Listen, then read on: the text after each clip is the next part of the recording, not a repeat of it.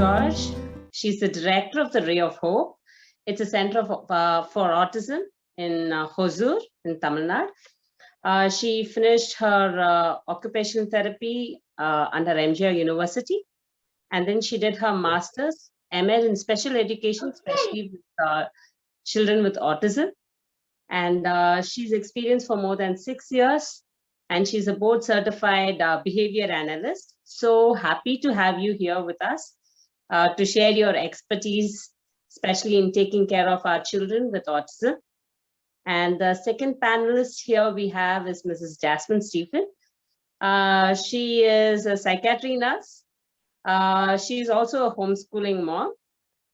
She finished her BSc in Tamil Nadu and her master's in Bangalore. And she has her son, who's the older one, and a daughter.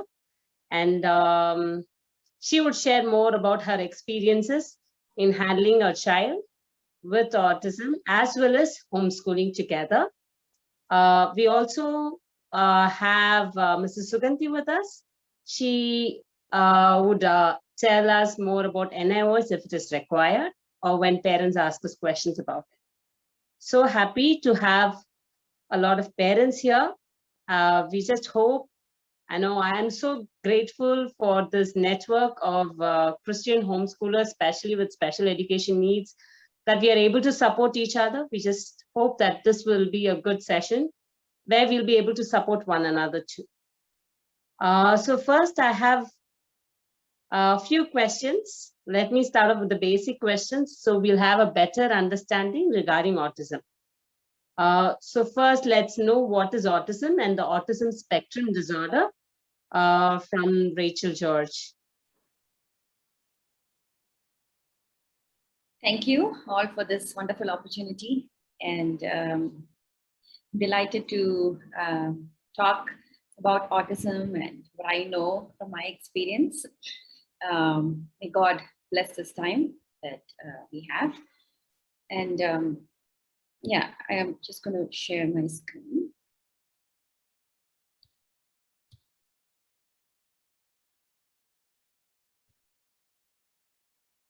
Autism, it's a spectrum of disorders. Mainly, it's characterized by three main features. There's deficits in communication, deficits in social skills, and you'll also see repetitive behaviors in children.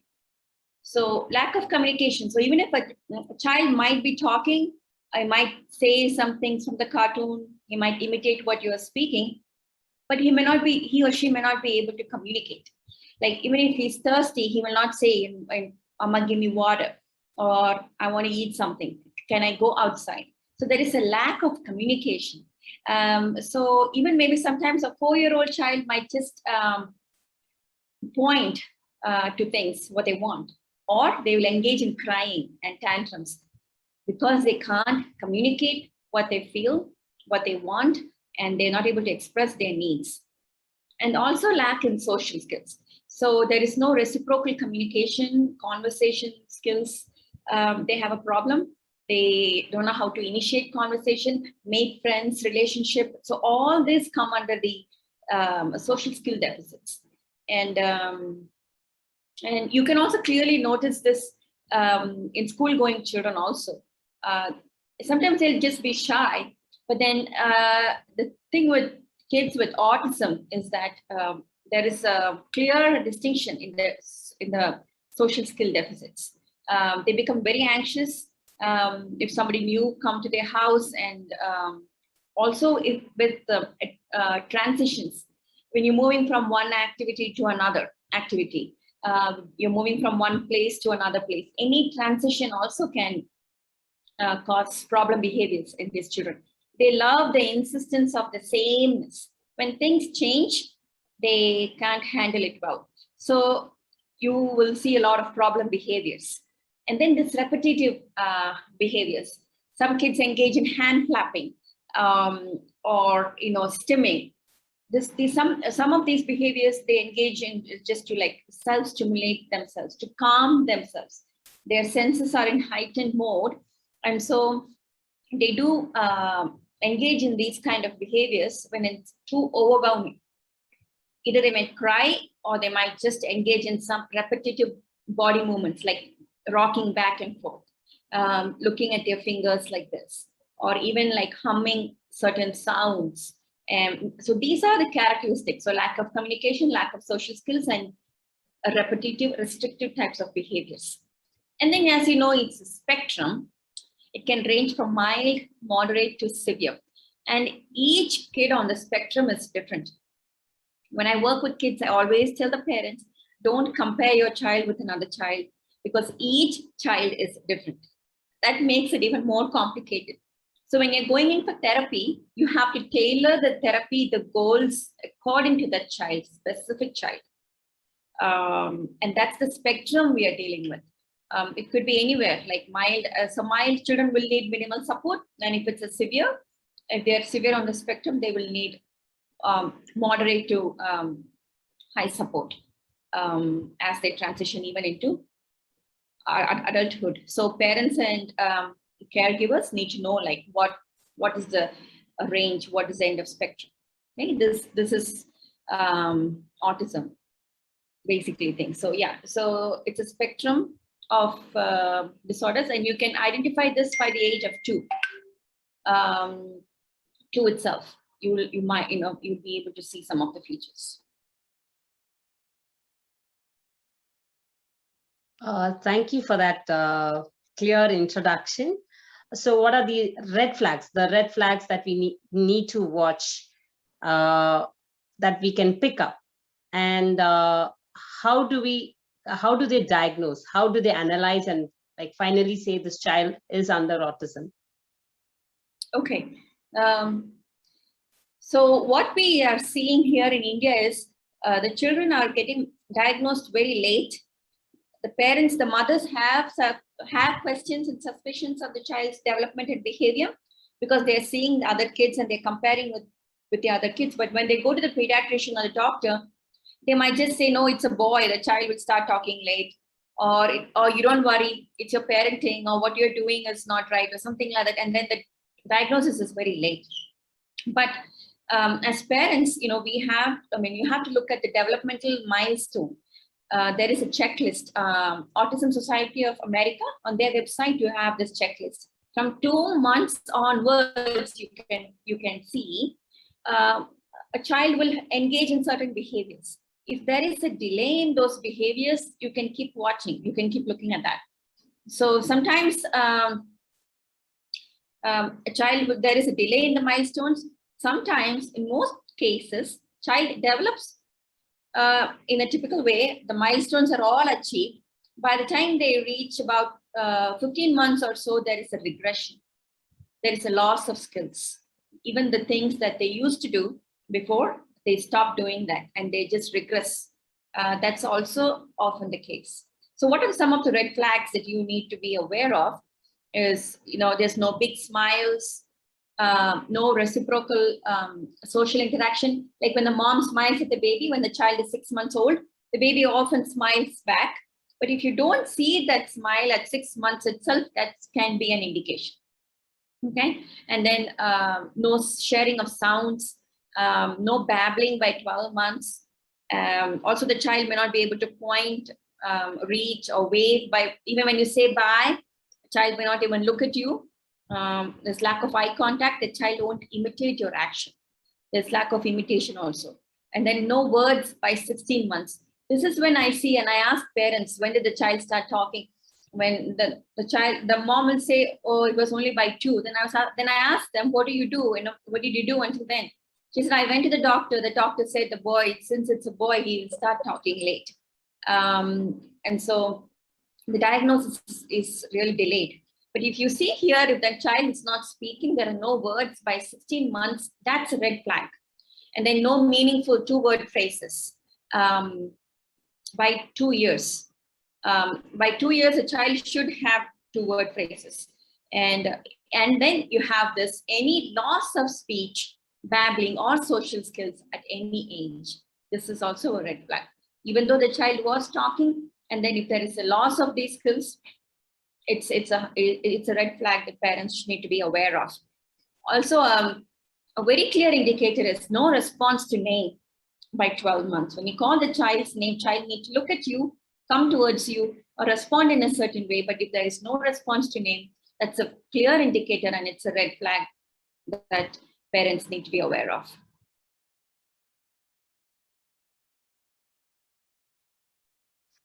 Thank you. Thank you for listing the red flags so clearly to us. So if these are found, then what next? How is it how is the usual process? So if you notice these things, the child is not doing certain things, the child is also, the child's not able to communicate, it's just engaging in a lot of tantrums and crying and all these behaviors, then also you're seeing that it's a delay in the developmental milestone. So what you can do is check the milestone of what level, what age the child is in. And then this is a common assessment. It's called MCHAT, Modified Checklist for Autism in Toddlers. It's for screening the toddlers between 16 and 30 months of age to assess the risk for autism spectrum disorders. And the American Academy of Pediatrics has endorsed its use even at 18 months and 24 months of age. And so when you're going to the pediatrician, when you're going for the vaccination, 18 months, or if you're going at 2 years, talk to your healthcare provider that, I see there is a delay in certain things. Maybe the older kid was able to do, the younger kid is not able to do certain things. So if you have questions, openly talk to your healthcare provider or your pediatrician. And then you can ask, can we do this MCHAT test and see a screen if the child is at risk for autism spectrum disorders. We need to, mothers need to be empowered to know these things and then go forth and talk to the doctors and get evaluated as early as possible. So if the child comes by 2 years, okay, the doctors, they are able to diagnose, and the child comes at 2 years and we start early intervention. Early intervention is the key to better outcomes. Because I have seen the later we start the therapy, the more later the diagnosis is established, and the outcome, child being able to go to school or things like that, there is a delay. So in order to get the early intervention, early diagnosis is crucial. I mean, to be at least aware of, okay, the child is, it's coming under a risk for autism spectrum disorders. So you can talk to your pediatrician, and a developmental psychologist will be able to assess the child completely and see if the child is under the umbrella of autism spectrum disorders. So MCHAT is one of the assessments being used. Thank you. Thank you very much for clarifying about we can start somewhere as early as 16 to 18 months, and very often this is missed. So what is this ABA about? So talking about early intervention, so ABA is one of the therapies being used for children with autism. ABA is Applied Behavior Analysis. And, we applied, it's based on the science of learning and behavior. And it's evidence-based because research has been done. And so it's one of the evidence-based best practices for children with autism. It's passed the scientific test for its usefulness and the effectiveness. And so ABA is proven to be effective because research has been done and several studies has been published showing that ABA has yielded good outcomes. What does ABA focus on?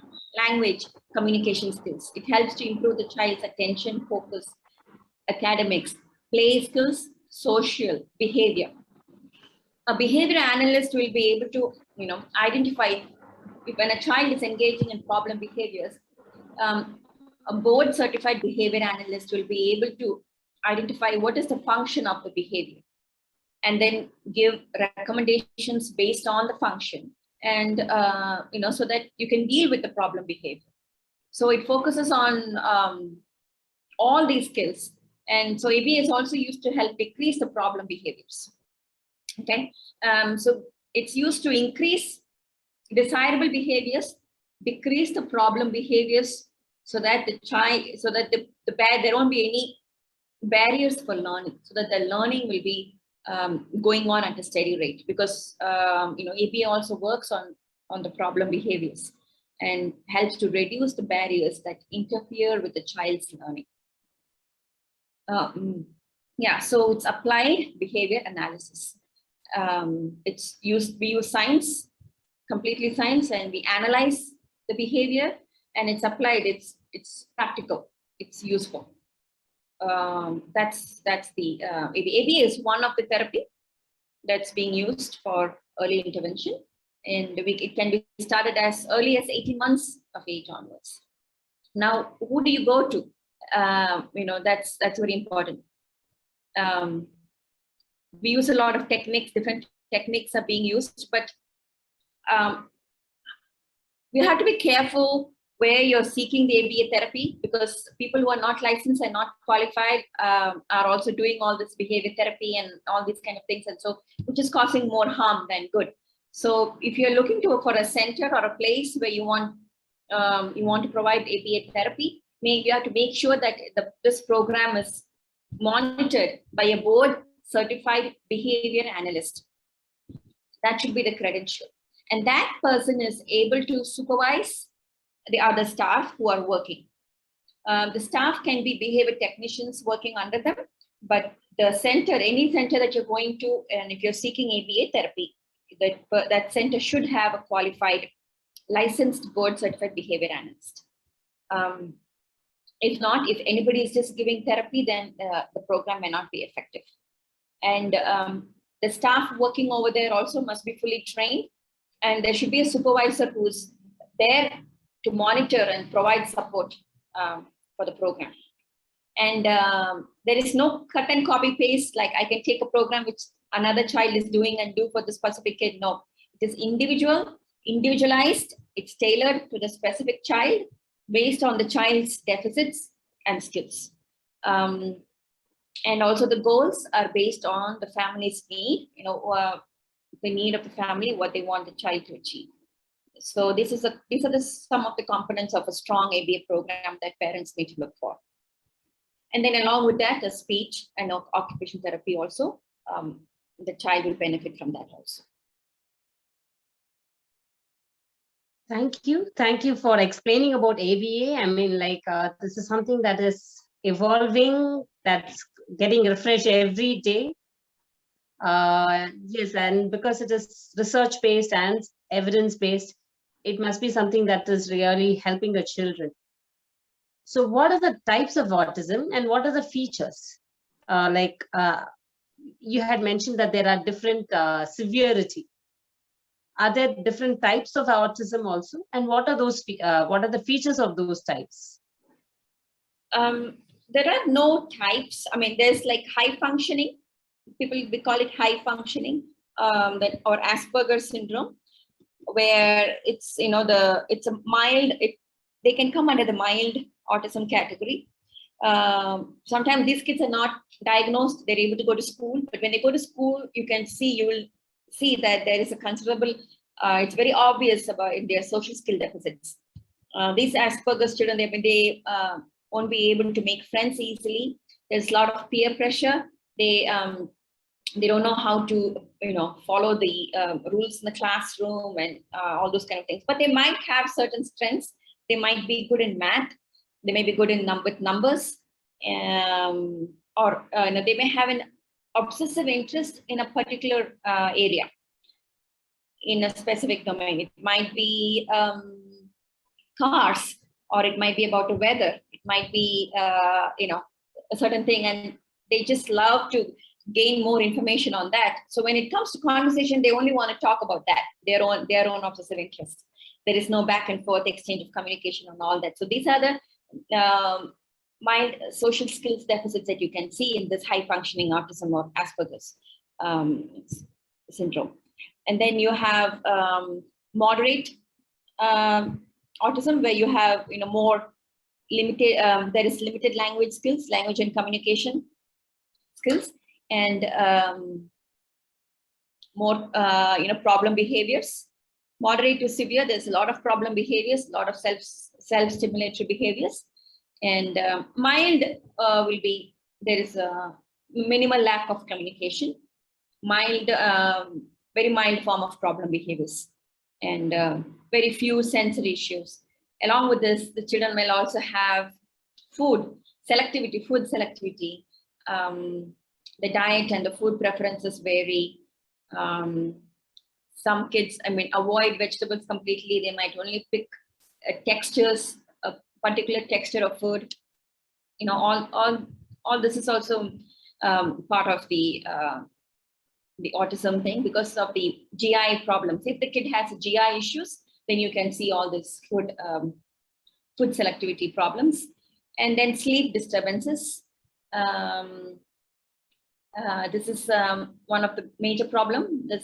The sleep rhythm itself is disturbed. They wake up sometimes middle of the night, or they have a difficult time falling asleep. It takes a long time for the kids to fall asleep. So sleep disturbances, GI issues, sometimes seizures, or hyperactivity.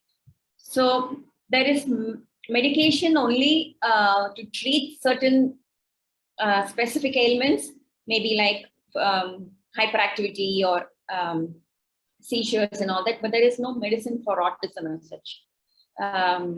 There is no, you can't say that if you take this medicine, autism will be cured, or if you do this kind of surgery, it'll be better. It's nothing like that, because scientists, researchers do not know the cause.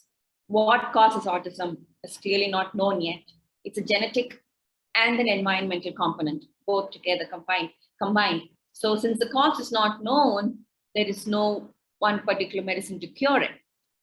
So evidence-based therapies are the only go, and having a good team to help you, a good doctor who understands the situation, and good, maybe a therapist or a speech therapist or an occupational therapist, a special educator, a good team that comes along with you from the beginning is an early intervention.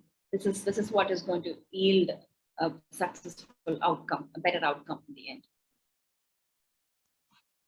Okay, thank you so much for explaining about how it affects the children.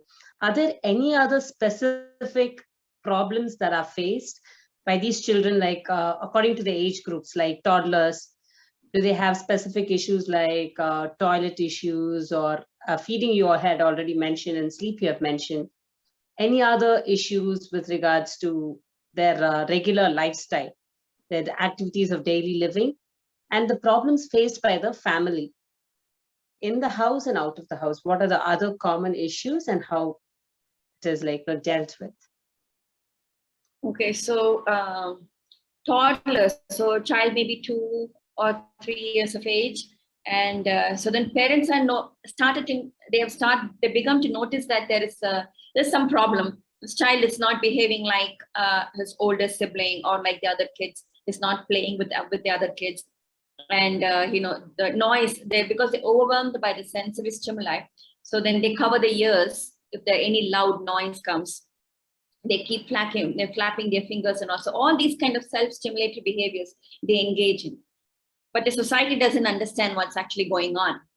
It's like, oh, why, maybe you're showing too much cartoon, that's why the child is like this, he's not talking. Stop showing the cartoon and the child will talk.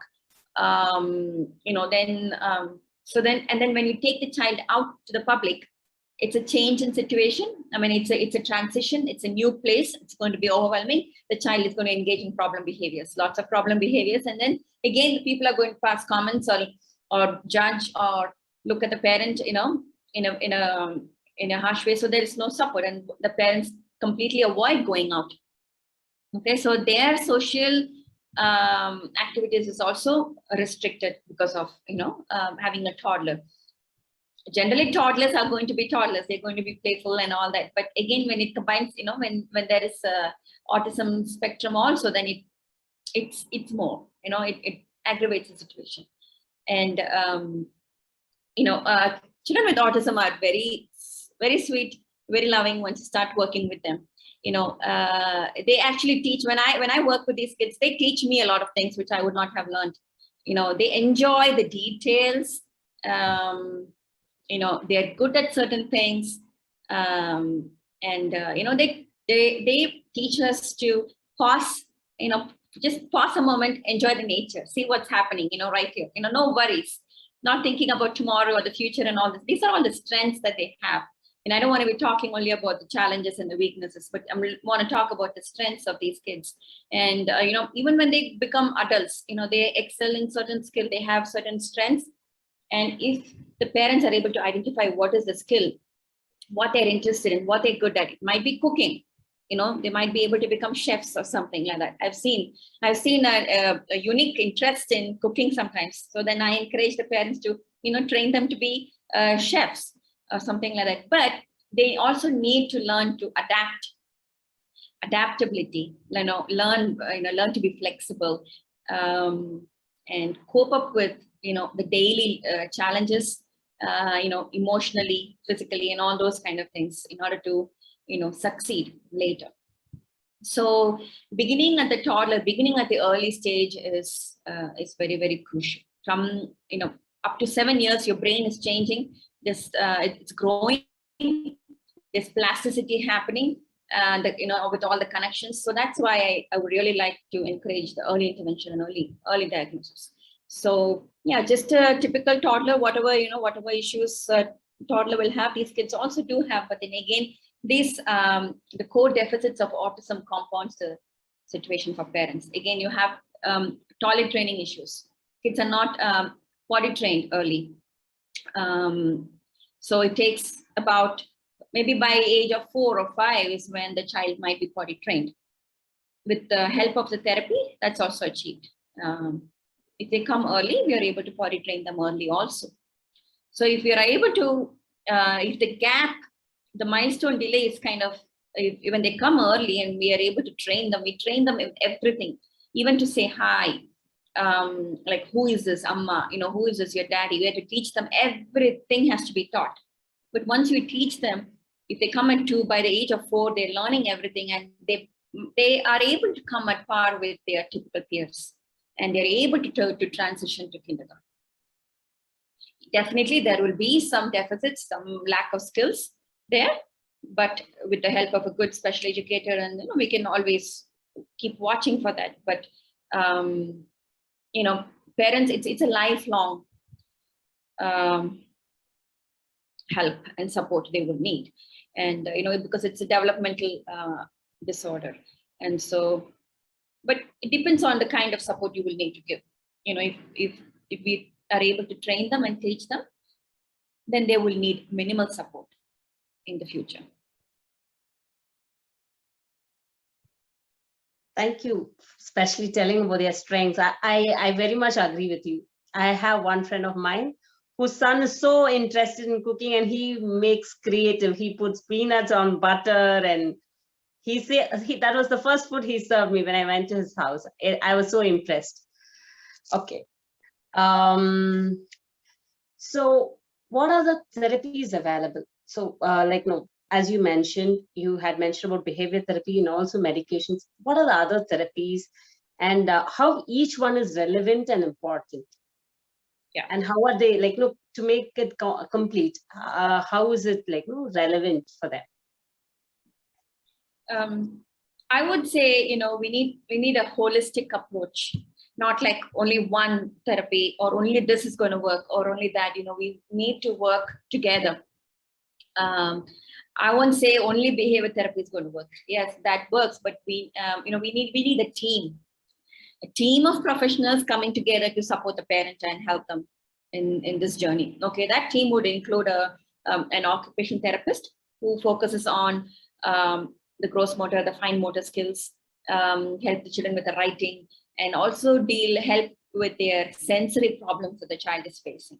if the child is over, hyper or hypo, depending on what level the child is, a proper, carefully planned sensory intervention, sensory integration will help them to calm them down. And then speech therapy, because they have problem with speech communication, the pragmatics of language, all these things. So early speech therapy, occupational therapy, behavioral therapy, combined together is going to give a good outcome.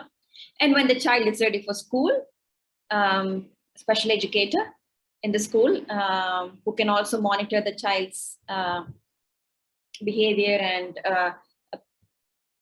challenges in the classroom. So I'm talking about the way we are set up here at the Ray of Hope in Hosur. So once a child is able to transition to kindergarten, we also send a shadow sometimes to go and observe the child, to be in the classroom and to observe the child and teach certain skills, like how to interact with his or her peers. We have a social skills program also for that. And then to see any deficits the child is facing. The child may not be able to copy things on the board or follow the instructions clearly. So what are the areas, what are the deficits that a child has? Or even in academics, sometimes the kids are very smart. They're really good with math and reading. Again, comprehension can be a problem. They may not understand what they're reading. With the help of a special educator, we can train the child also for the successful classroom skills. So yeah, it is a team effort. It has to be holistic in approach. And if a parent has all these team members to help them, I have seen, when I was working in the US, I have seen the child successfully transition to first grade and second grade and move on, because early intervention with all this occupational therapy, speech therapy, and behavioral therapy, everything the child was able to receive, and the parent complete involvement. When we are doing therapy over here, we just train parents. We do a lot of parent training. We want to empower the parents to be able to practice, because we'll be working with the child maybe 1 or 2 hours. The rest of the time, the child there with the parents. Without the parent support and help, it's not going to be possible to succeed. So I would say parent is also very, very important. Both the father and the mother involved in the child's treatment plan is ideal. There is no shortcut. There is no medicine. There is no there's a lot of things on the internet. Parents would have spent so much money and tried all those things, and then they come to us. I'm like, there's already so much money wasted in all these things. There is no shortcut to cure all these things. Camel's milk or this and that, all those things are just not going to work. So unfortunately, these therapies are the ones that's going to help the children. Thank you for enlightening us about the therapies. So can you detail us about behavior therapies? Like, what are the things that you concentrate on? How would you proceed? And how do you do the behavior therapy? And like consistency, how is it required? And like, how does it actually happen?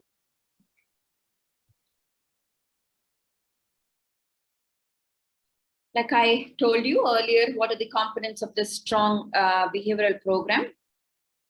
And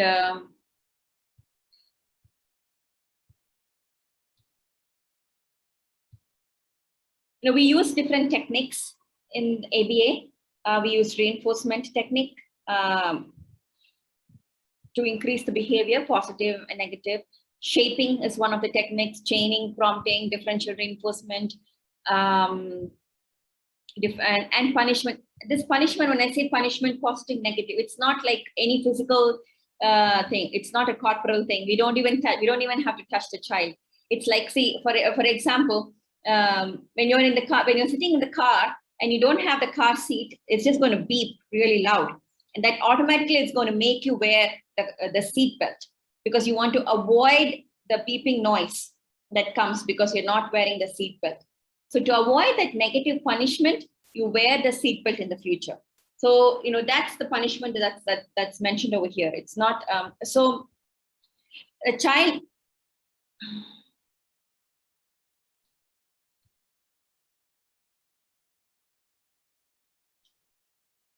can you unmute yourself, please? Can you unmute? Can't hear you.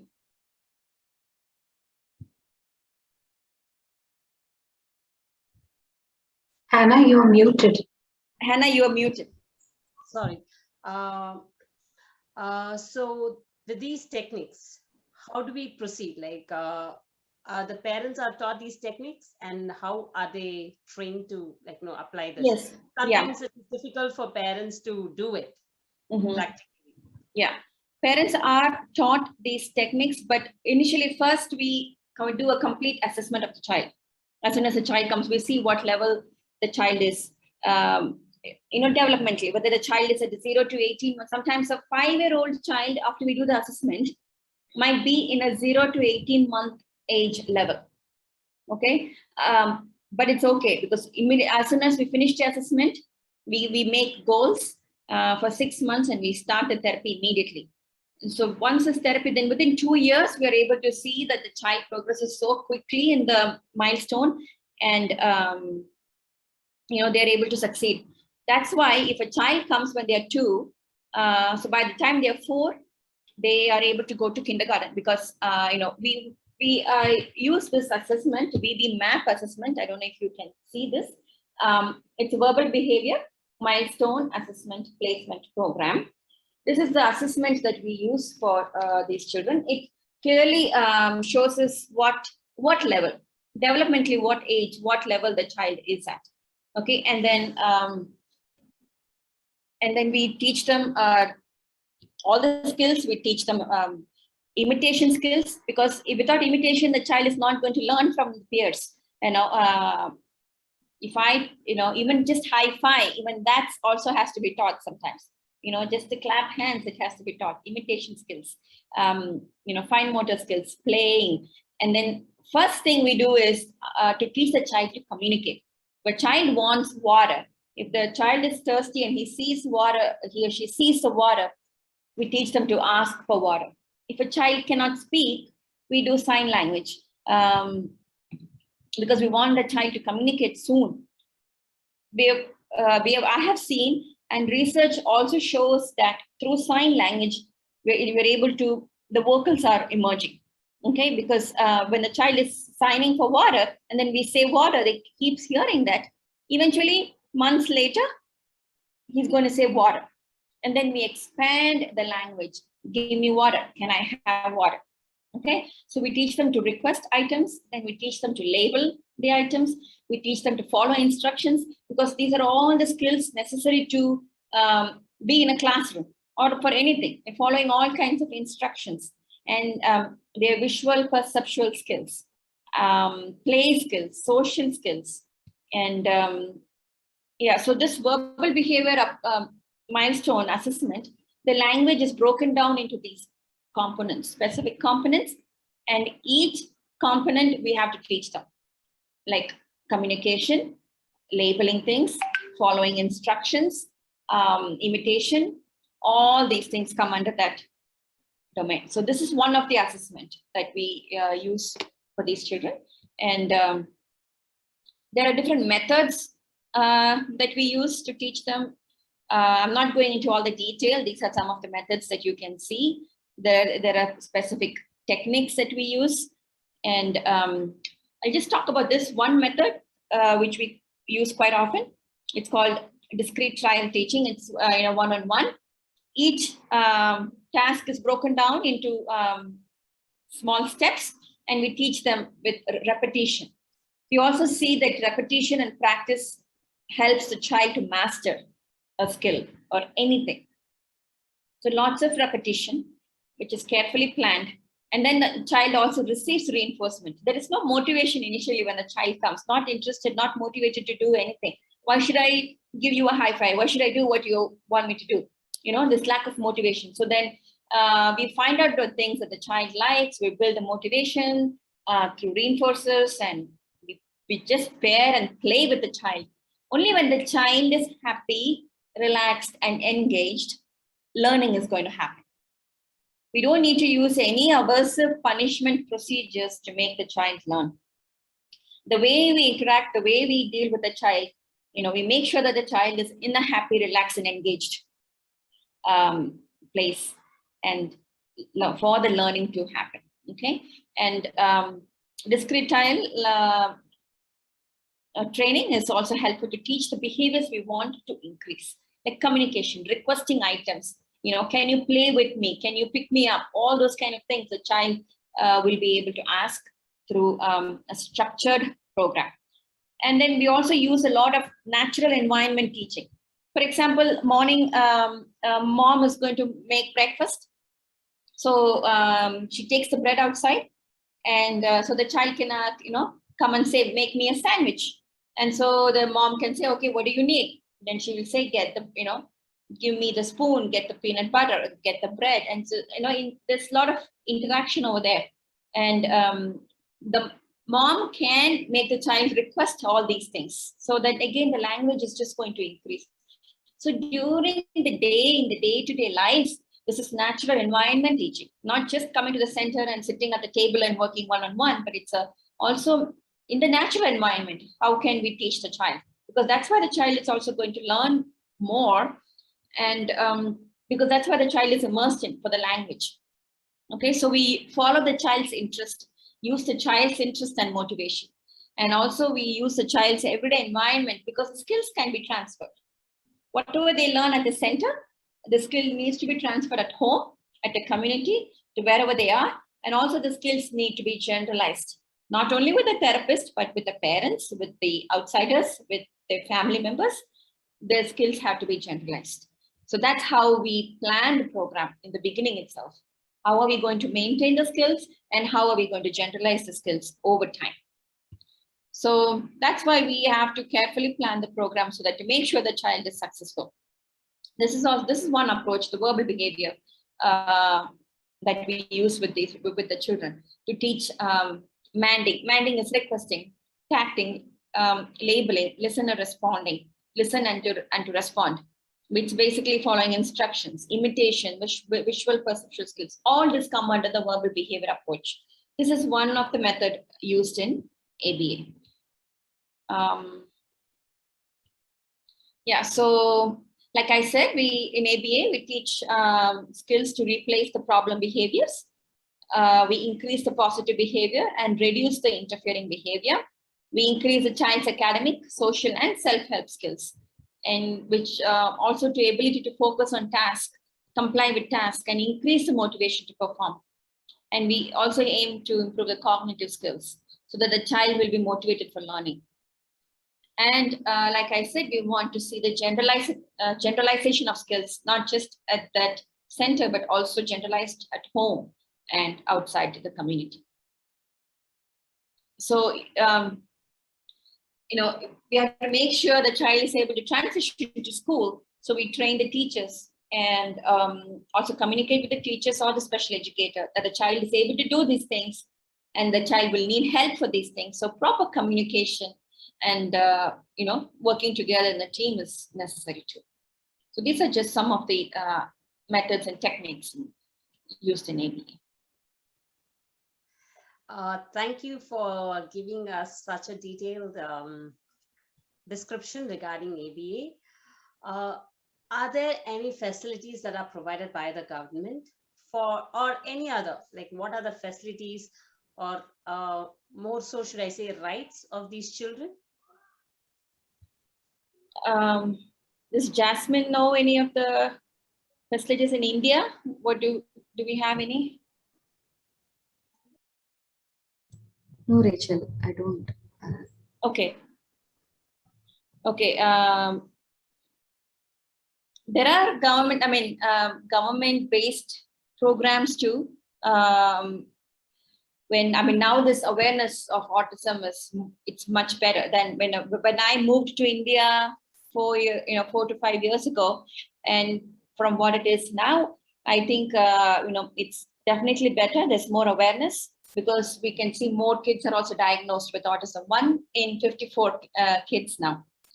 in 2005 or something, it was 1 in 120 or something, but now it's 1 in 55. And so not much, as to my awareness. In the US, there are lots of programs, a lot of parent advocacy groups. Even Autism Speaks is a parent-founded organization, and where they have a lot of resources and information and everything available. In India, it's not yet. I mean, it's just even ABA is now being recognized in India a little bit, and we are now in the process of forming, ABA recognition with the government, and we're working on that now. So it's still in the process, and also to have the courses and everything, in India itself, so that people can be credentialed and everything in India. So for now, my credentialing license is all from the US. So even if there are BCBAs in India, there are, I don't know how many, there might be about 50 or 60 now. When I came, it was 45. So even that credentialing is all from the from the US or Canada board. We don't have an Indian board yet, but we're working on it. Hopefully soon, within 2 years or so, couple of years, we'll be able to get that. And Rehabilitation Council of India, RCI, is the Indian recognized board, and special education and all the other therapies come under that. So we're working to get the ABA like under a separate board in India Regulatory Board. That's what I know. I mean, I'm not very aware with the other facilities that's available. Insurance also, I'm not very sure about that too. Okay. Basically, the pandemic has made things really hard. I mean, I know a lot of children, especially with autism, whose therapies got, like, it was just diagnosed. It was a matter of few months. They just had started therapy. And now literally like more than a year, they've not had regular therapy, or it has been online, not much effective. So in this kind of situation, how can, like, how do we handle? Yeah, so I can tell you my experience and what we have done. I don't know much about the general. Yes, with the pandemic and lockdown, it's been really hard for children, especially our kids with autism. Because now they're going to be at home the whole time, and parents need to handle, everything, family and the child and the therapy and the intervention, everything. So it's been really challenging.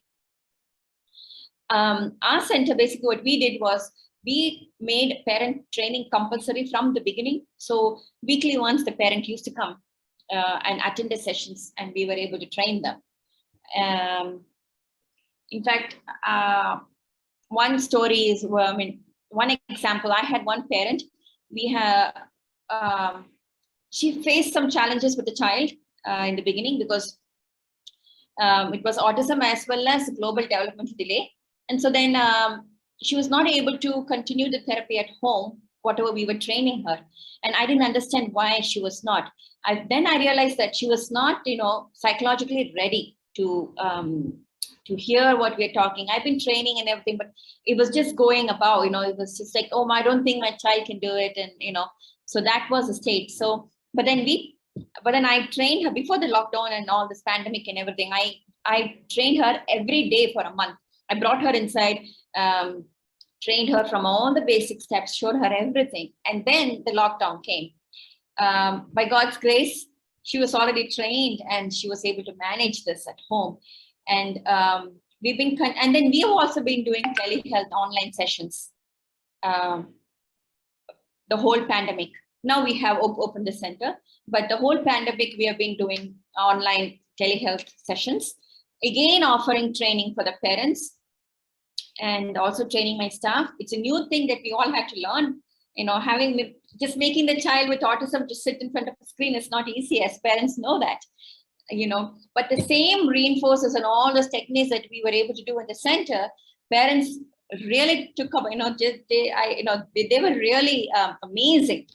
They felt that they have to do something. It was their responsibility. We just supported them, and we saw that, they were able to do even the online sessions. The children were able to sit and work, and we were also able to see progress. This is in about 70% of the kids. About 20% of the children we were not able to do online because, because of lack of technology and all that. But then, we could just support the parents to, to continue what they have learned and to not leave it. Sometimes there is a loss of skills, children, they may not maintain that. But most of them, the majority of them have continued to do well and maintain the skills that they have learned, and also learn new skills. Because we assist them back, we were able to do another assessment, and we saw that they kept going. So by God's grace, it was absolutely God's grace. I was not confident in the beginning. How are they going to sit for online session? It was absolutely God's grace that it worked, and the kids did show progress. Speech therapy also, online sessions have been, continued. They were able to do that. It's not an ideal situation like how we were able to do in person, but something, at least something is better than nothing and not able to do at all. Thank you for, you'd have taken a lot of steps, I'm sure, because it was not an easy thing to handle the children along with the pandemic. Okay, any other thing that you would want to add on regarding autism, regarding the children or the parents? One thing I would like to say again, I can't emphasize more on early intervention, but also the support system. Really, parents, the father and the mother support, the grandparents, no judgment, it's because what you have done, it's something what you did not do. There's no time. We don't have time to waste. We need to really start quickly. So the family members, the relatives can all support the parents to start, to start therapy and things, what they need to do quickly, and just support them and assist them with less judgments. And, if they can't help, it's better not to say anything, or so for a child to be successful, a good support system from home, from family members, and then the therapy, a holistic team approach in therapy. These are all necessary to yield good outcomes in these children. And just be understanding, the society to be just understanding and empathetic. If they don't know, don't say anything. That's better than passing judgments and being very critical, because parents are already going through a lot emotionally. And so, and then again, when the society comes and put pressure, instead of helping them succeed and empowering them, it just drains them and makes things worse. So, there's more awareness. We need to create more awareness about autism, and we need to create more awareness, unfortunately, even among the healthcare professionals, the doctors and everybody, to diagnose early, and to hear the mother, the parents have some complaints or whatever it might be, hear them out, and don't dismiss the complaints that the mother has. Do something to help them early. And yeah, so this is not a one person's journey. Cannot be done only by the mother. The mother needs support of the whole team to come forward and help. That's what I would say. Thank you for emphasizing about family taking care. Yeah, we talk about working as a team. We talk about holistic care, but finally, if they don't get the support from the family, then the mother becomes the lone warrior along with the child. Okay.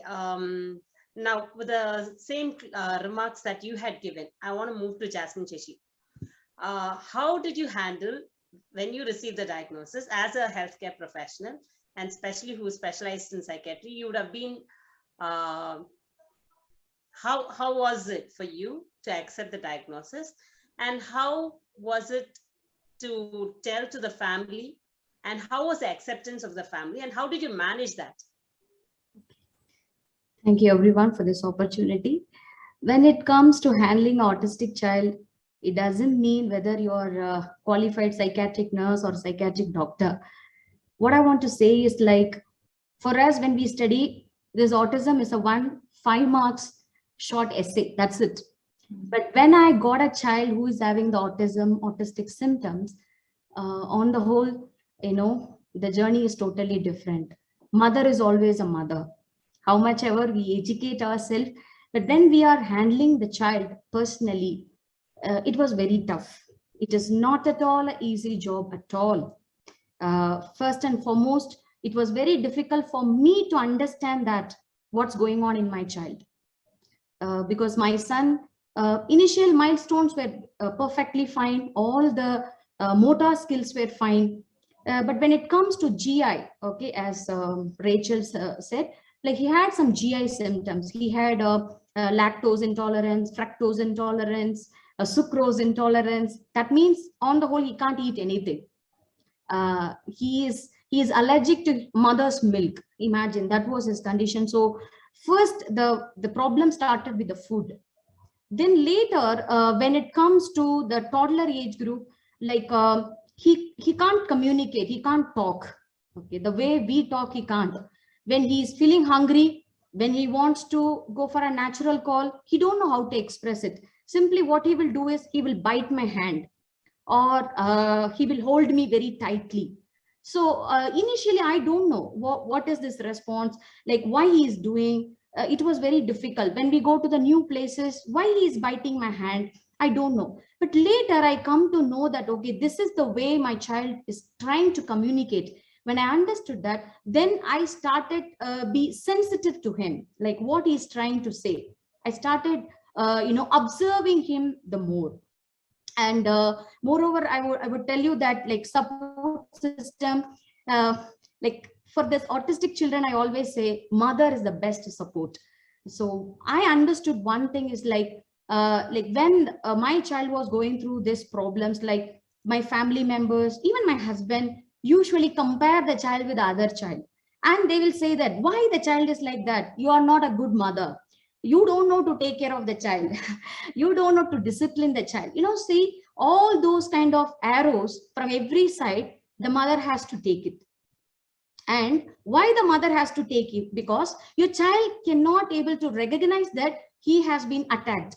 So I could say that, like Hannah said, I'm like a warrior, like I will stand in the front. I'll used to protect my son from all the people's comment, especially the family members, and especially the spouse. It's very, very hard, because to make them understand, it's very difficult.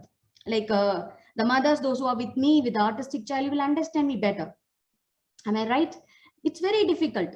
Your spouse won't understand, your family members won't understand. They'll keep on comparing your child with the other child of the same age group.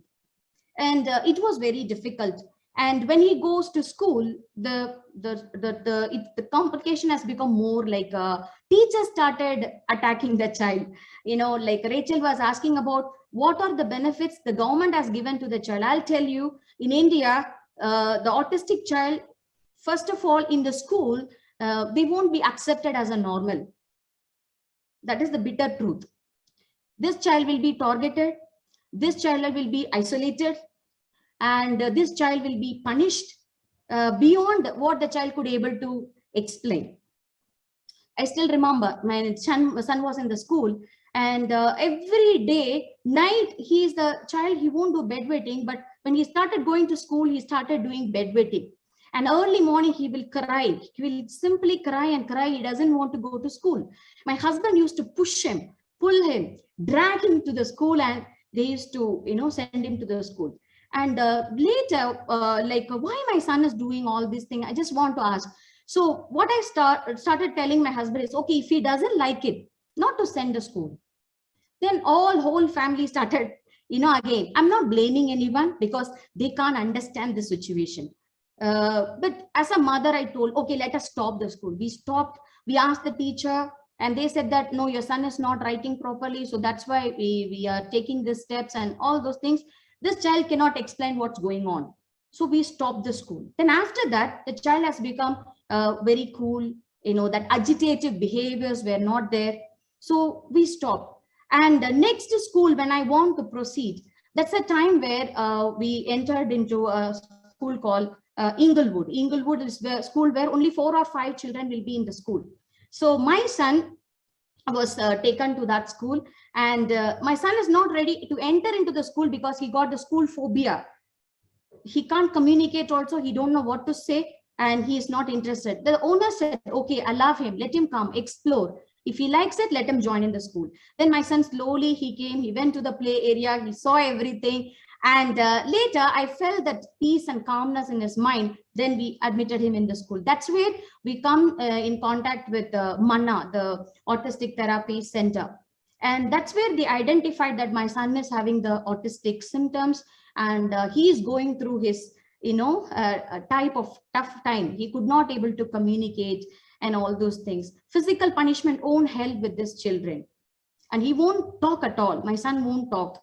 And when he wants, he will talk. That too, only a 1 word or 2 words, okay, like that. But when he went into that school, I could see that like the supportive system, what I was looking for, I got it.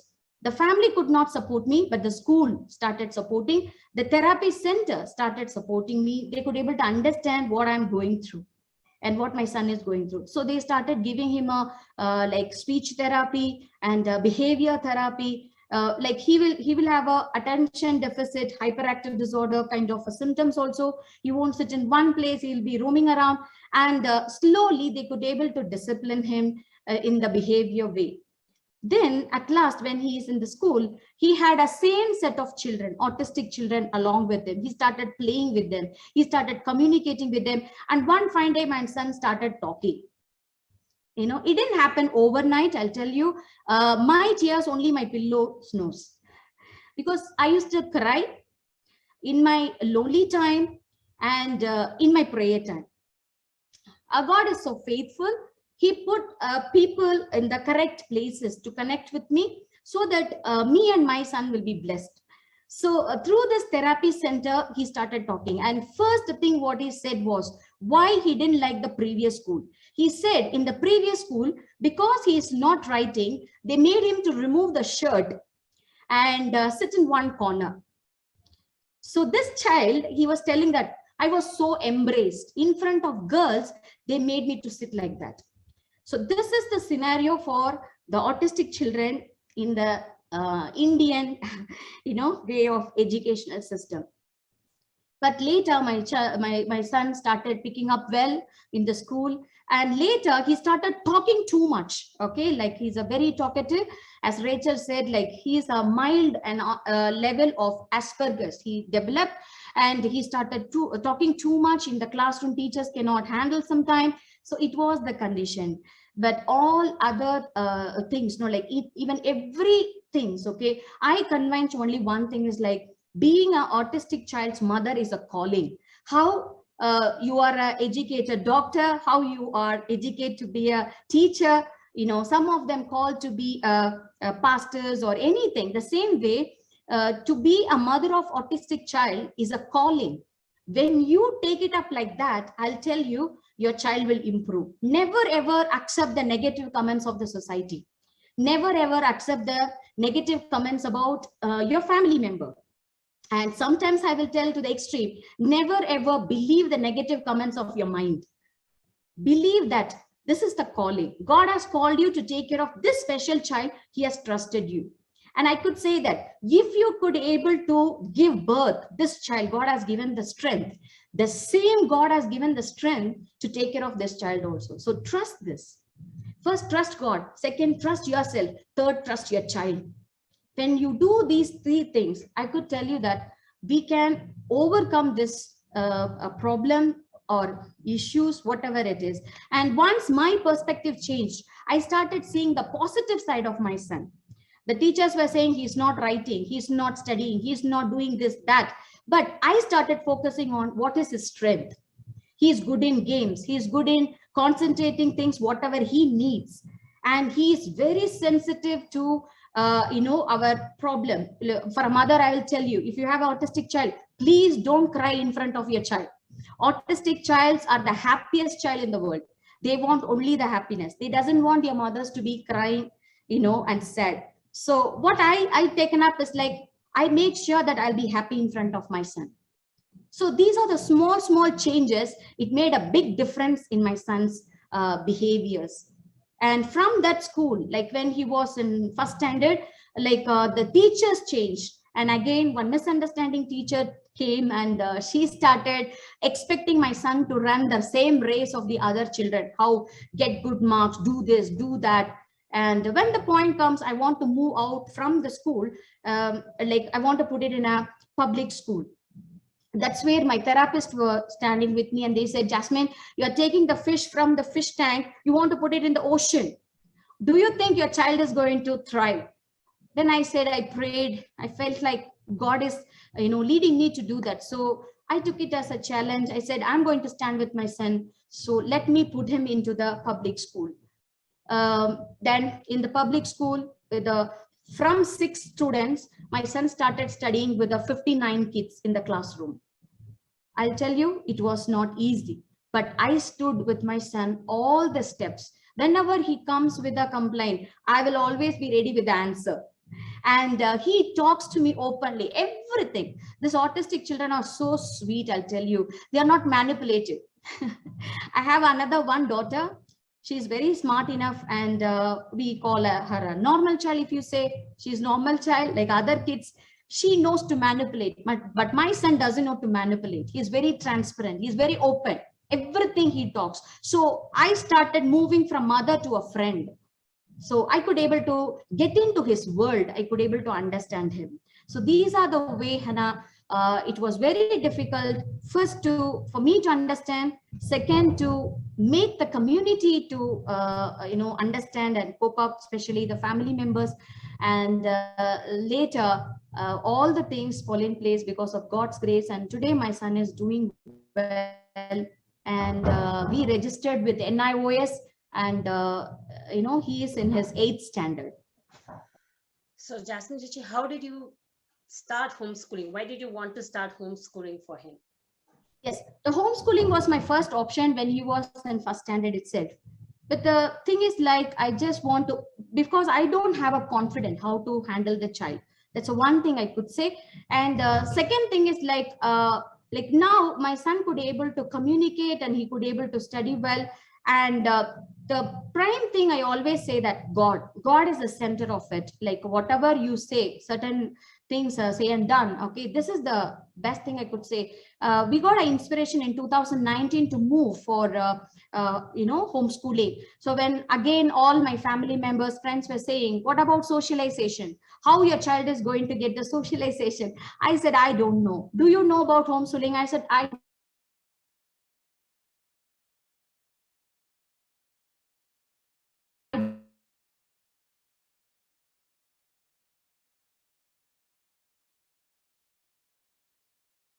don't know. Is doing well in homeschooling, because here no pressure on him. Whatever the subject he prefers, he could able to read and write. And I told no, when he was in 3rd standard, he could not able to write properly. But now my son, he has a collection of hundreds of pens. Okay, this is a best miracle, I could say. Now he will sit and do doodling, drawing, fine arts so perfectly. And as Hannah was saying that, one of my friend's son did the, catering or food preparation with the bread and peanut, nothing else. It was my son. He does great wonders in cooking. He does great wonders in, painting, studying. These are the strength of the child. So when I look at that, I said that homeschooling will be best option, and we started doing. And later God placed the right group like you all into my life, and through that only I learned what is homeschooling, and I started helping my children in a better way. So how do you deal with his social communication issues, especially now that you're homeschooling him? Yes, Hannah. I could say that this autistic children, every stage of their life, they'll have their challenge, especially in the communication. Like first with the family, later with the society, and now my son is in teenage. You know, especially with the friends and things. No, he always will have a here and there, you know, frictions. As I told you before, they are not manipulative. They are straightforward. So like this world has brought the normal that whomever is straightforward and good in heart, they are the mad people, you know. In that way, my son will have sometimes the problem with the friendship and things, but otherwise for a socialization we have a very good blessed church. Church is the best place for the socialization, so he will go and play along with the children. And in our campus we have a set of children, he will play along with them. And I used to take them to many places to visit and to our hometown. And now for him communication is like he will be talking too much. Like as Rachel said, some particular point he's interested about car means he will talk about cars hours together, and more informations we learn from him. So this is how the socialization we are handling, and we are not restricting my child from the socialization. I feel school, if you think it is the best place for socialization, I don't think so, because in school, in a limited setup, same age group of children only they will have for 8 hours of time. That here my son is getting the variety of involvement in it, and especially the influence from the sibling. My daughter, she influenced him a lot. Now my son used to be very rude in giving the answer, rude in the sense like very sharp answers he used to give. But within this 2 years of homeschooling, I could see my son's words are sharp, blended, or otherwise I could say that he know how to answer to that particular situation, to that particular people, you know, likewise. So in that way homeschooling is very beneficial, because our children are with us. And as a Christian parents, when we do modeling, or if we are a good role model to our children, they are learning the Christ-like nature in them. And in that way homeschooling is very effective, and we do the socialization like this. Thank you, Jasmine Chichi. Thank you for, I mean, you covered most of the things to how you have done. Thank you for sharing. Any parent here has any queries, you can unmute your device and you can ask. You can ask any of the panelists also. Or you can also put on the chat box if you have any queries.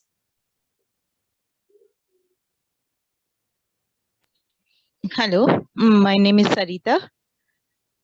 Yes. Please. Am I audible?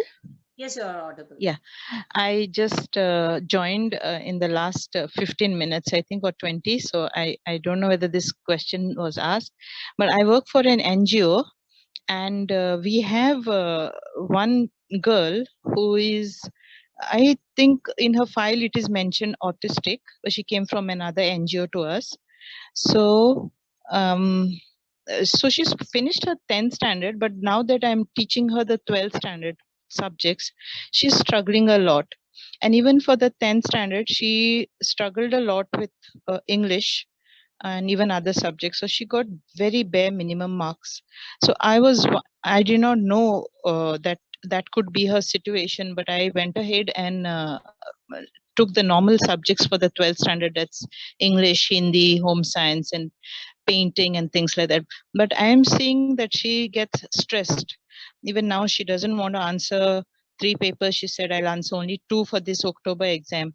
So I just wanted to know for the future, if there is a child in this type of situation, are there other subjects in NIOS which we can choose instead of the regular stream subjects? Are they vocational subjects? And if we do take vocational subjects, then are they going to get admission in a regular college, or how do we go ahead if we do vocational for them? Suganti, you are there? Hello. Yes, I think you'll be the right person for this. Yeah. Yeah, ma'am. Actually, you said that the child does not like the 3 subjects. Am I right? No, she struggles to learn. So because I did Yeah. not know, I took this, but she struggles. She feels very stressful, and she'll be very upset. May I So know what it are the was. subjects? I've taken English, Hindi, home science, painting, but right now she said she will answer home science, painting, and English. But now, as the exams are coming close, she said I won't be able to do English. So she said I will do that. But even in her regular testing, she's doing very miserably. So it's difficult. So just want to know for the future, because now I've already taken these subjects for her. But if I have a situation like this before, what subject should I have chosen? Yeah, basically the child has interest in the computer or what, we should know that. In case if the Mhm. child has an interest in the computer, we can go for the data entry operation. So it's very easy. It's a basic concepts only will be there about the computer, how to operate, what is a format, how to do the format, everything, the Excel. So the basic details only will be given in the data operation, data entry operation. So she can, in case if she wants to change the subject, if she feels some other subjects will be lighter, she can go ahead. But that too, 1 year is there. So after the 1 year only, she can change her subjects. So as you said, like vocational, that is extra, additional.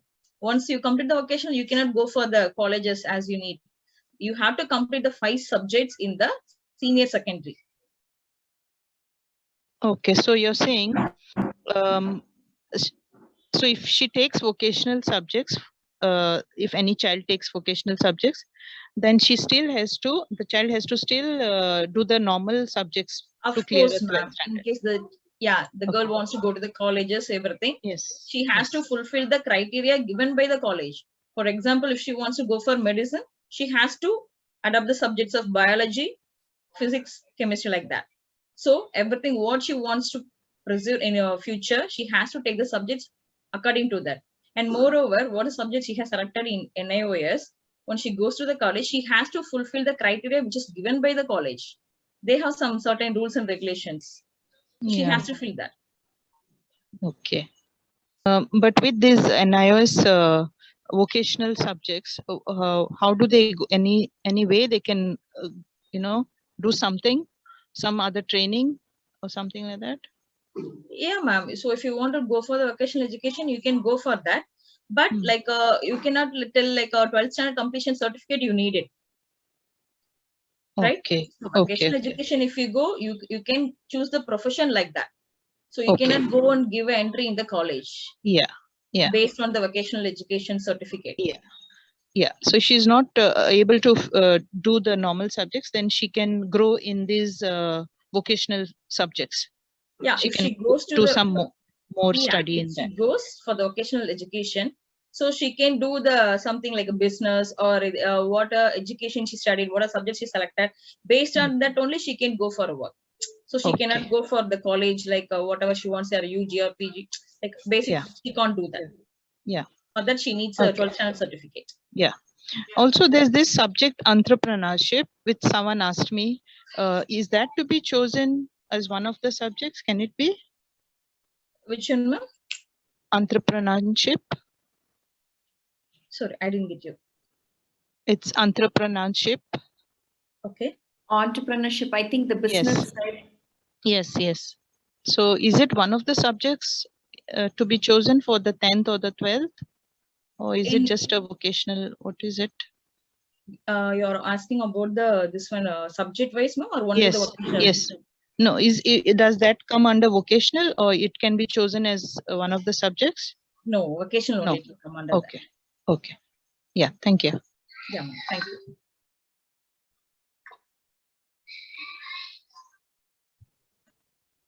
Anyone else have queries or any other questions, or you want to share something?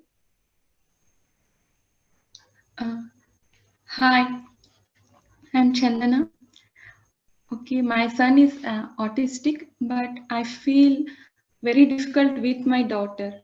She cries a lot. My son is very happy, but because of she is crying, he also starts crying. And she is changing a lot of behavior in my son. And she manipulates the parents.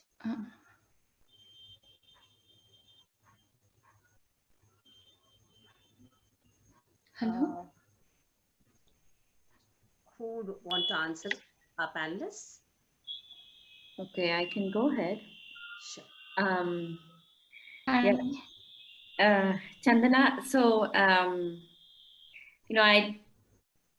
we have to maybe just get her evaluated and see, maybe just talk to a counselor, or a psychologist or a counselor, like in the beginning stages, somebody who can like just talk and see what's going on. Having a sibling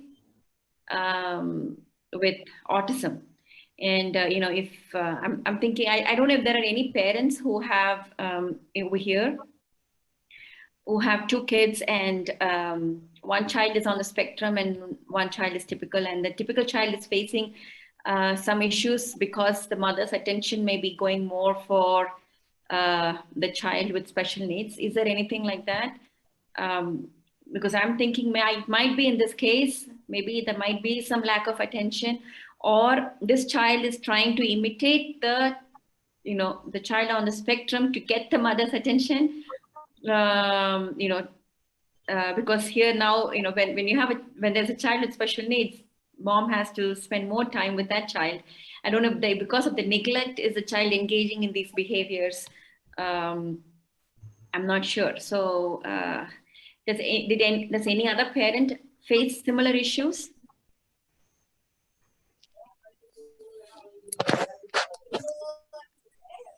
Hello, Yes. I'm Vidya. I do not know if our kid is autistic. I wanted to ask you about that. We have 7 kids, and we've had. 1 second, please hold on. So we've had some temper displays and all by younger kids on and off. Just to find out if our kid was autistic or not. Please. Okay. Can you tell me some of the? I looked up autism a couple of years back, and I was looking through some autistic test, and it looked like my husband and I, both of us, showed certain traits of autism. So that was comical for me, that we were worried about certain things in our kid, and looks like we both have those traits. So how do you find out if this is hereditary, or the kid is picking up behaviors from his parents? And these were the questions that I had, whether we are on the spectrum or whether the kid is on the spectrum. And is it hereditary? Yes, there is definitely a genetic component to it. Either one of the parent or both will be carrying the gene. And also, I have seen when parents go for diagnosis for the child, sometimes they say that, I think the dad might, also have some of those features, especially as an adult. So so if you check, if you go and do an evaluation online and see, adult with autism, what are the features, and see, sometimes parents have realized that, they can also fall on the spectrum, but they were able to cope up and live with that. So there is one genetic component to it. There is a gene which is responsible, and also it's the environmental factors also play a role. So we don't know exactly what causes the autism. Both these two combined together has an effect. So so what are the specific things that the child is displaying? What are the problems? Does the child have communication problems? Does the child have social skill deficits? Does the child engage in repetitive behaviors? If you can elaborate on that, then I can guide you on that.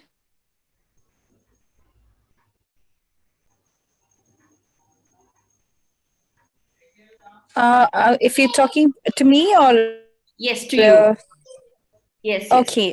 So what we noticed about the kid was It's a lot of things to put together. I wouldn't be able to say, because he's nearing 12 now, and it took me like 10 years to finally look for, okay, is he autistic? You have to consider the question, is he autistic? Otherwise, because he was always good with numbers and music, and he's very, very good at chess and things like that. But certain characteristics, if he was focused on something, he wouldn't hear anybody calling him. So that was the question that I had. But the same complaint my parents tell about me: if I was focused on something, I don't hear very well. So especially if I was buried in a book. So that was I couldn't see that as I don't know what exactly to see, but there are others who told me that this kid learns differently. He did go into we did put him in a public school, in a good public school in Kerala, and when that was in LKG, and towards the end of the year, when they went to excursion, the teacher called the father in and said, he cannot come because he's slow. And we didn't understand that. But we had already decided to homeschool the previous term because he hated writing at that. So the pressure for him to write was more than he could take. And I didn't see a point in pressurizing a kid at that age to write to the Indian standards. So I didn't agree with the standards. I was like, okay, he can learn writing a year later also. There's no hurry for a 4-year-old to be doing that. So things like that, minor things. And toilet training. That people explained to me that it is okay, part of being a boy. Boys have this thing to control they don't like body control being out of, it's a part of self-control thing. They don't like that, so some boys delay their toilet training like that. So I accepted it. Okay, it's part of his personality. He's strong-willed, so he didn't like that. Things like that. So yeah, that was okay. the question. Yeah, I mean, just because you are focused in reading, that's just your passion. Sometimes even we don't hear when sometimes people are calling and when we are super focused on something. So that doesn't necessarily mean that you are on the spectrum or anything like that. Talking about your son, yes, kids with autism do have issues with writing. They don't like writing. They tend to avoid writing.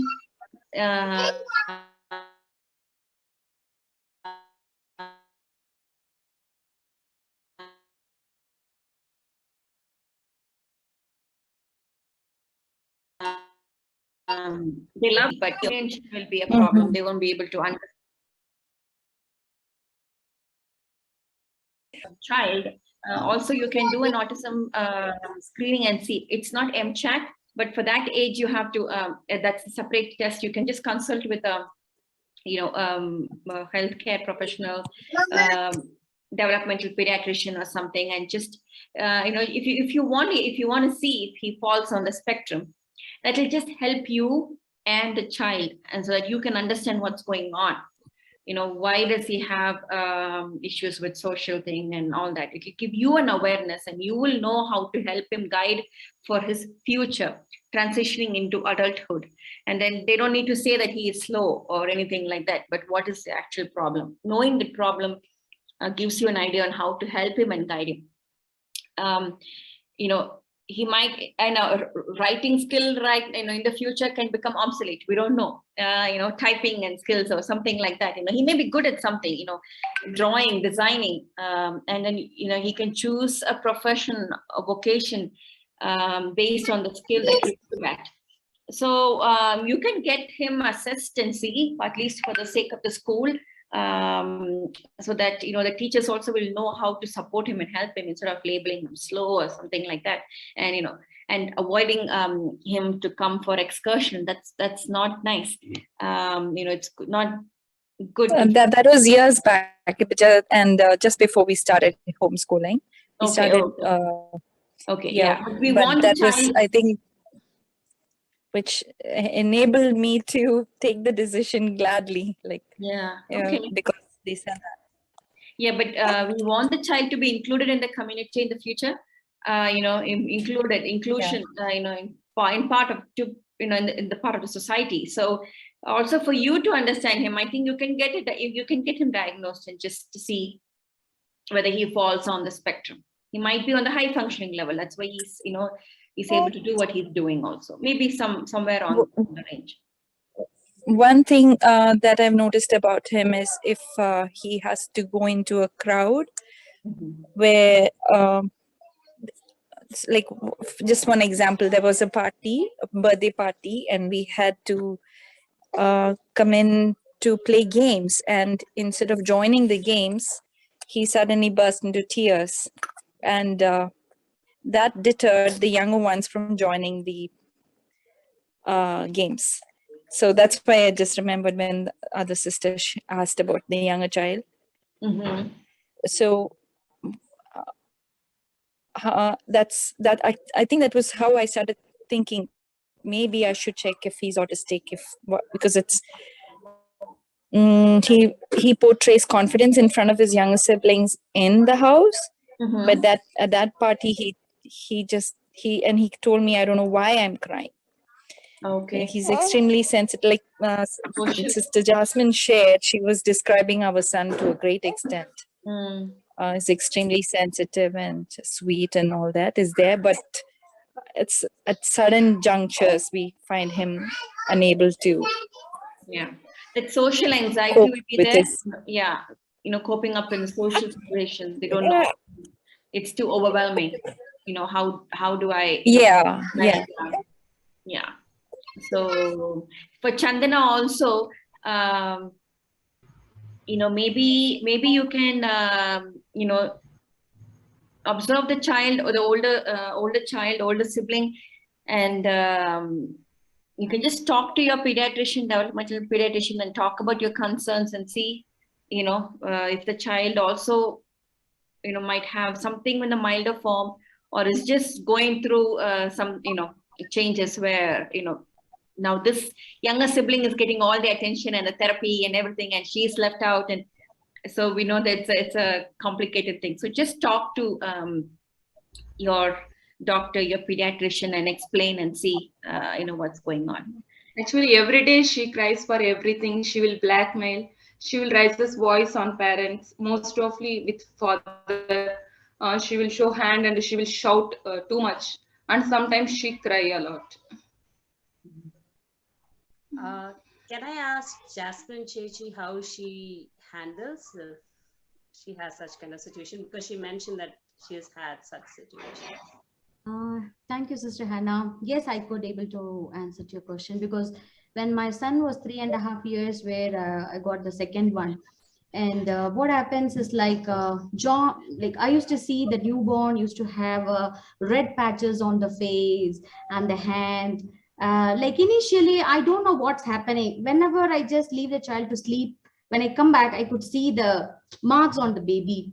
Then later, I couldn't suspect my son, okay, but the thing is, in my mind, okay, maybe what this boy is doing.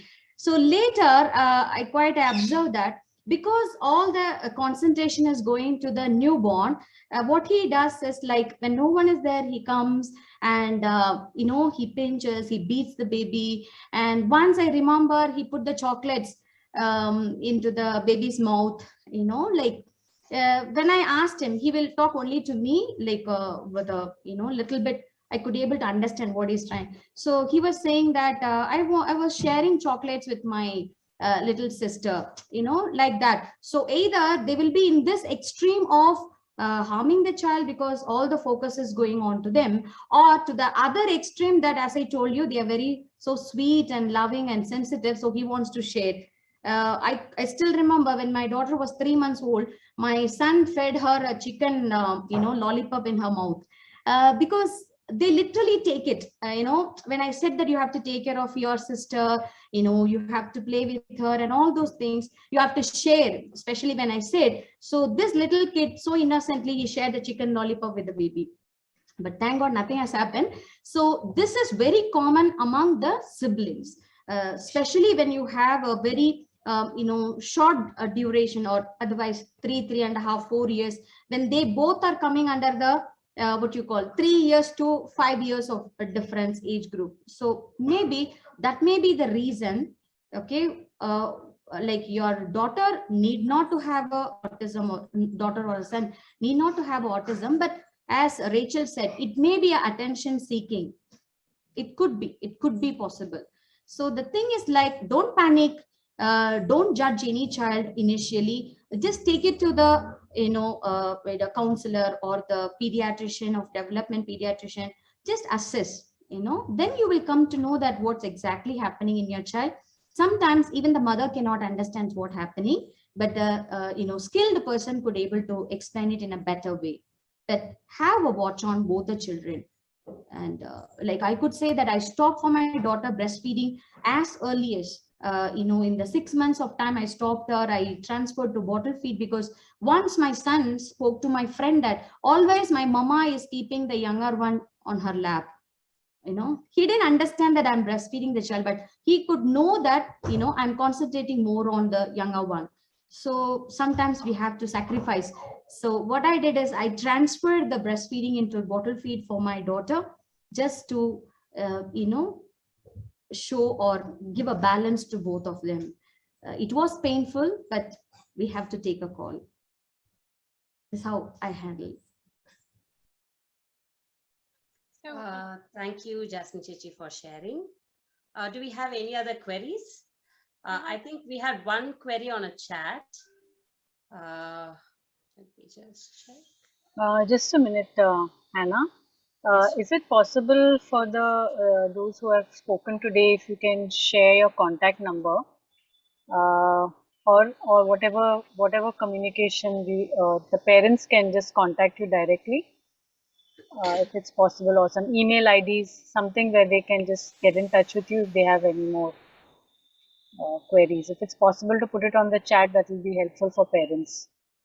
If that's okay with you all, Rachel and Jasmine, and who else?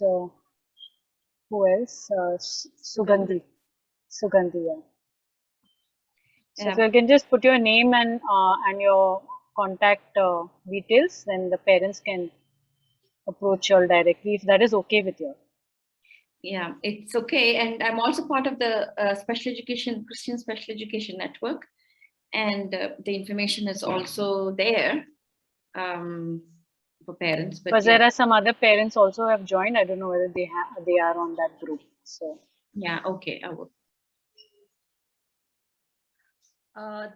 I just have one last question. May I? Sure. If we take the kid for screening autism, how would the kid feel once he's diagnosed with it? How do you, how does a parent or explain this to the child, or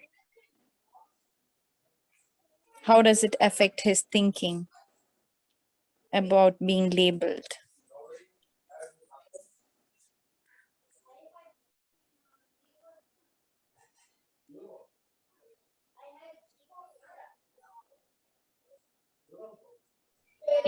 Any parent with an experience, like how you dealt with that?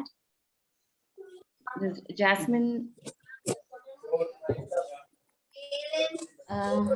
Yes, Sister Hannah, like I could able to take up this question, because whenever the school is asking us to go for counseling, and when they say something abnormal with your child, and it is very difficult. It's very difficult. And sometimes my son, like I still remember the age of 5, he asked me, why always they are sending us to one or the other counselor? Am I somewhere wrong? Am I abnormal?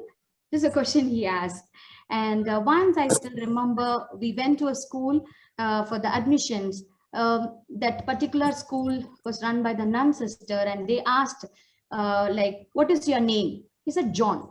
Then she said, you should not say like that. You have to tell, my name is John. And he said, my name is John only. Why should I say my name is John? I'm John. Then what happened? The interview session has become like a war room. Like they started say something, he started say something, and that nun sister said, you have to take your son for counseling session. You know, he looks abnormal. We can't take him in the school. And I could say, as a mother, I can control the cry, but the tears, you know, it's clouded in my eyes.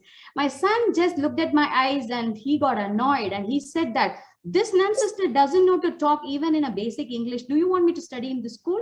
If you say anything to my mother, you know, I can't tolerate. He said, I don't want the school. When, you know, these are the way my son got hurt.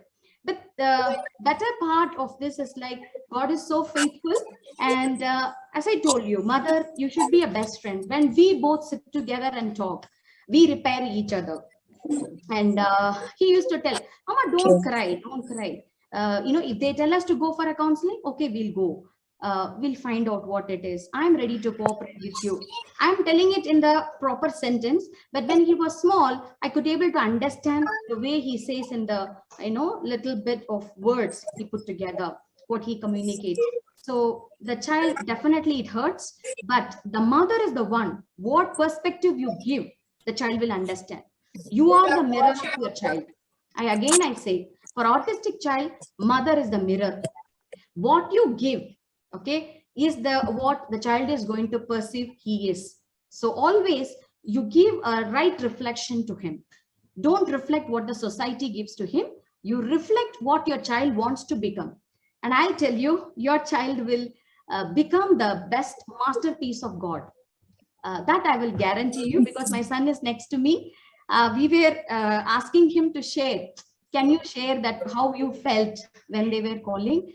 And he said he is, as Rachel said, no, he's a little shy. He won't come in front of the cameras, you know. But he said that yes, it was tough, you know, to handle. Okay, thank you. Thank you. Do you have time for another question? Yes, please. Okay. So I've been reading a lot in the West. There's increasing talk about girls presenting differently, which has meant a lot of girls are misdiagnosed, undiagnosed, or being diagnosed when they're older. They're being diagnosed with other things like bipolar disorder or eating disorders. And so because their autism's been missed, and then when they get into their teenager years, they really struggle socially. But a lot of them want to fit in, so they do things like masking, and so they still struggle with like sensory issues and not able to accept changes. And there's a whole list I can't think of right now. But when it comes to fitting in socially, they can't connect with the other girls. Maybe they might interact with boys better, so they're tomboys when they're younger. And then I don't know. Have you heard, Rachel, of this new talk of girls not being diagnosed because they're presenting differently than boys? And if Yes. so, is there a place that a girl can be diagnosed with in India? Because I know most of the talk is, on the standard, the awareness is now on the standard protocol. So then I don't know if these girls are getting diagnosed at all. Yeah. You are right. Girls often are misdiagnosed or just go undiagnosed until later in age. And but I do have girls come to the center. One is 2 and one is 4, and they are the classical signs of autism. It's very obvious. But even if you look at the prevalence rate, you see 1 in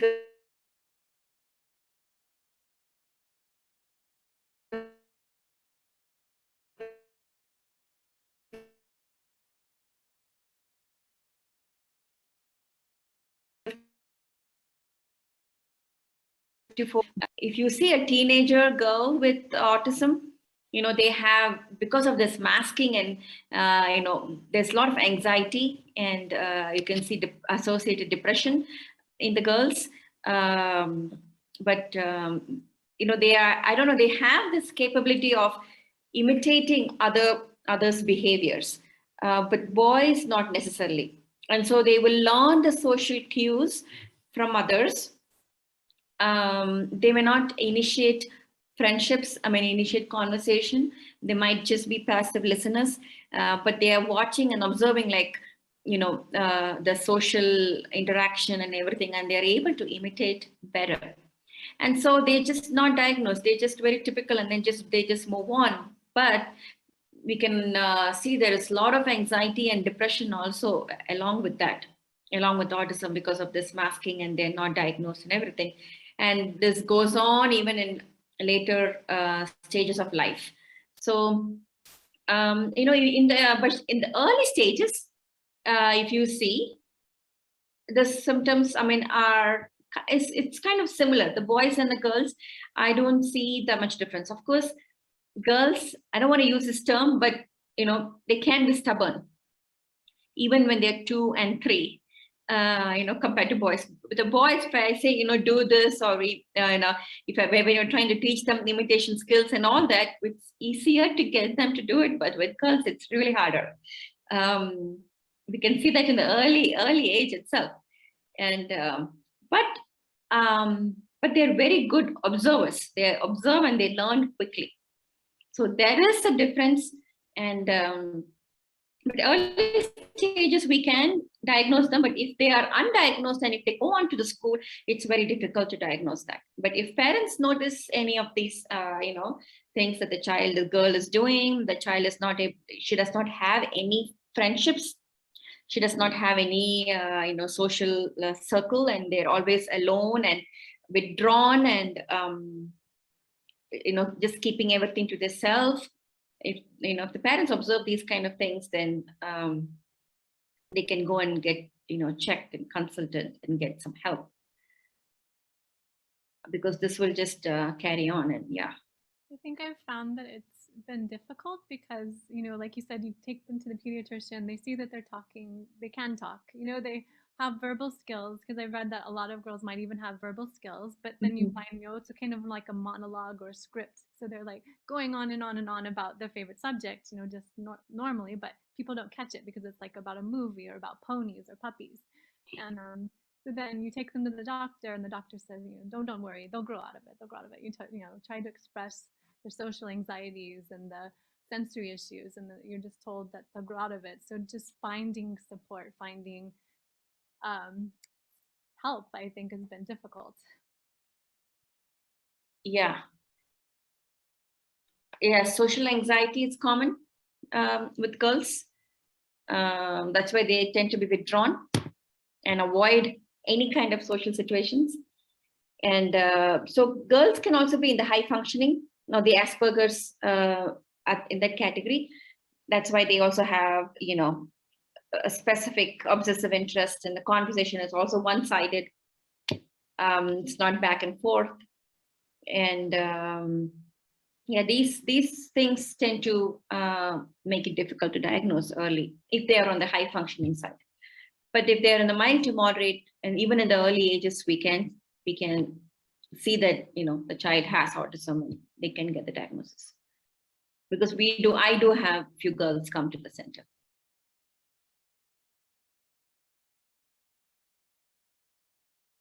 Thank you. Anyone else has questions?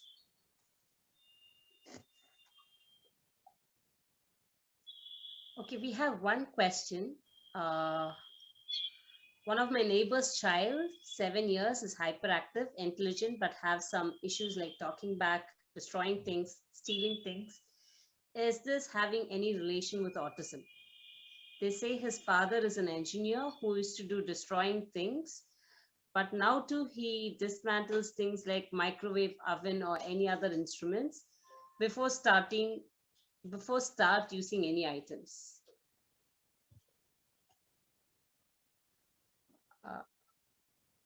Rachel, would you answer? Yeah. Okay. So, you know, autism child, you know, destroying things, stealing things. I don't think, like Jasmine was saying, they are not that kind of a manipulative or anything. It's just what you see is what it is. Very straightforward. And they're not thinking in that they have an issue, they're not able to handle the emotion, there is going to be emotional outburst, meltdown, all those kind of things, but it's not, there is no stealing things and all that. I haven't seen or heard any child with autism do such things. So in my opinion, I think it might be some other thing, like an oppositional defiant disorder or something else. So it's better to consult with the child psychiatrist and see what's going on. And also it said, you said that father used to do such things too. So yeah, it's a conduct disorder maybe, or an oppositional defiant disorder, and only a child psychiatrist will be able to diagnose and tell you those things. Thank you, Rachel. Thank you. Any other questions? Anyone else? Okay. This time, yes.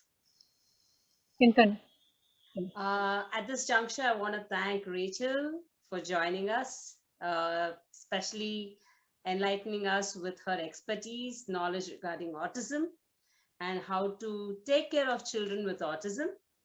And I want to thank Jasmine Chechi for being with us and sharing her experiences as a mother, as well as a homeschooling mother, how she's been handling her son. I just hope it is of use to us or to someone whom we know. And thank you for your time, both of you, and thank you all the participants for taking time to be here, to be a part of us. And especially my grateful thanks to parents who asked questions. I know those questions you'd have had a lot of, you'd have found it difficult to ask those questions.